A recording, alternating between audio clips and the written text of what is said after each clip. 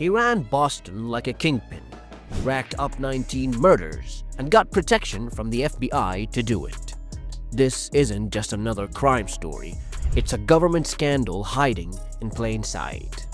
James Whitey Bulger, mob boss, federal informant, and one of the most dangerous men in American history. What makes his story unlike any other is how he used the very sworn people to catch him to eliminate his rivals and protect his criminal empire. In this video, we'll take you through Bulger's early life, his brutal reign over Boston, his 16-year run as a fugitive, and the disturbing truth behind his final moments. Stick around, because by the end, you'll be asking not just how one man fooled the system, but how the system let it happen.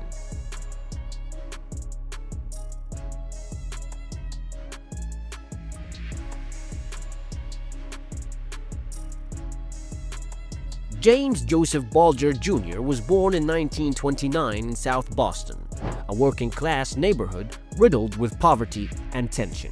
He was the second of 6 children. His father, a dock worker, lost his arm in an accident, plunging the family deeper into hardship. South Boston was a tough place to grow up, and Whitey quickly learned that power wasn't given, it was taken. By age 14, Whitey was part of a street gang. He idolized outlaws and developed a reputation for fearlessness. And soon, his crimes escalated from petty theft to armed robbery. By the 1950s, he was finally caught and sentenced to 25 years for bank robbery, landing in federal prisons including Leavenworth, Atlanta, and infamously Alcatraz.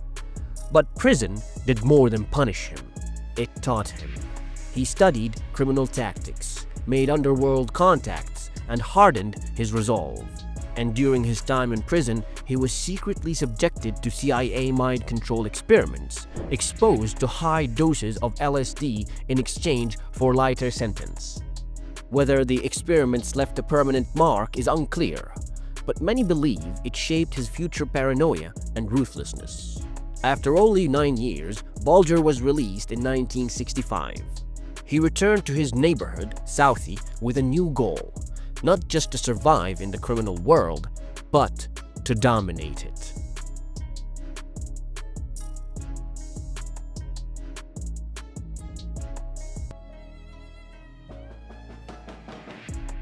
Bulger's entrance into the Irish-American Winter Hill Gang was his springboard.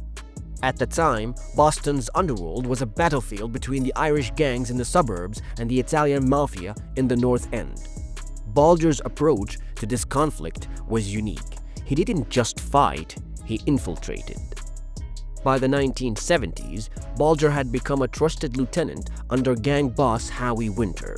They kept running their criminal business together until the year 1979, when Winter was arrested in a massive horse race fixing scandal. And with the leadership vacuum, Whitey stepped in, seizing control of the Winter Hill Gang. He became top boss. He imposed strict loyalty and ruled with terror. Soon, his rivals vanished. Informants turned up dead. He had his hands on everything related to the criminal underworld: drugs, arms trafficking, extortion, loan sharking, and racketeering.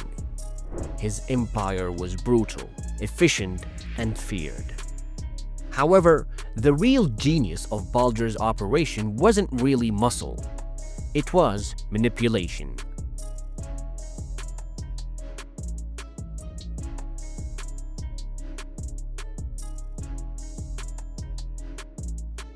You see, in 1975, even before his boss, Howie, was arrested, Bulger made a secret deal that would change everything. FBI agent John Connolly, a Southie native who idolized Whitey as a neighborhood legend, approached him with an offer: become a confidential informant. The goal? Help the FBI bring down the Italian Mafia, particularly the powerful Angelo crime family. Bulger agreed, but not for justice. Again, Bulger was a master of manipulation. He fed the FBI just enough intel to take out his enemies, while using his protected status to run his criminal business totally unchecked. With Connolly as his handler, Bulger received classified information about investigations, wiretaps, and potential threats. This priceless inside access gave him an unimaginable edge. He knew who was talking, who was cooperating, and who needed to disappear. And disappear they did. Whitey orchestrated the murders of anyone he suspected of betrayal. Some were shot, others strangled. One was even buried in a cellar. Keep in mind, these weren't random acts of violence. They were systematic, cold-blooded executions carried out with full confidence he wouldn't be touched.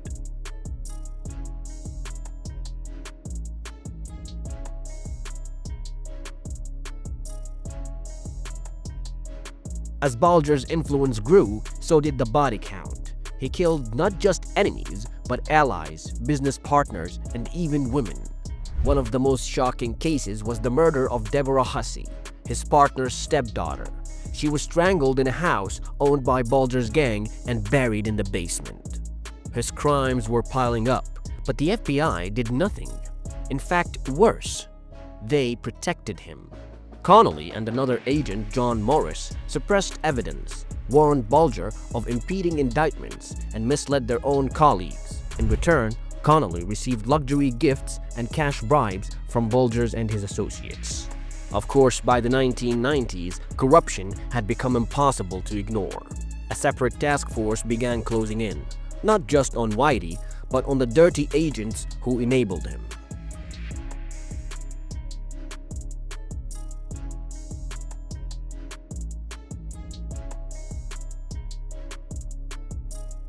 In 1994, an indictment was finally unsealed, charging Bulger with racketeering and murder. But he was far gone. Tipped off by none other than Connolly himself, Bulger and his longtime girlfriend, Catherine Gregg, vanished. What followed was one of the longest manhunts in U.S. history. For 16 years, Whitey Bulger was a ghost.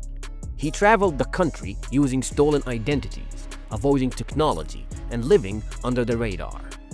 The FBI launched global searches, placed him on their most wanted list, second only to Osama bin Laden, and issued massive rewards. Still, nothing.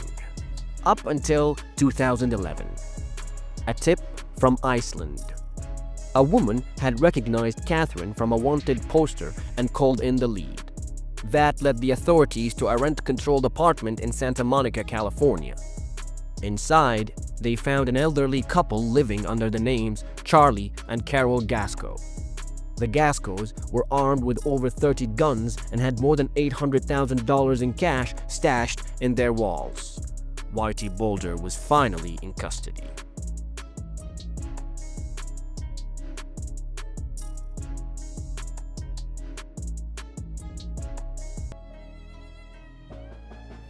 Bulger's trial in 2013 became a media frenzy.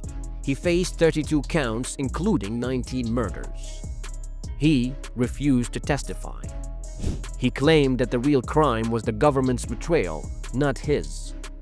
He called his FBI informant status a lie, though mountains of evidence proved otherwise.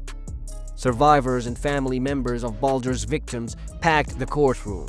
They heard the gruesome details of the killings, how victims were lured, tortured, and buried. The stories were haunting. After 2 months, he was convicted on 31 of 32 counts, including 11 murders. At age 48, he was sentenced to 2 life terms plus 5 years. It seemed justice had finally caught up. But Bulger's story wasn't exactly over.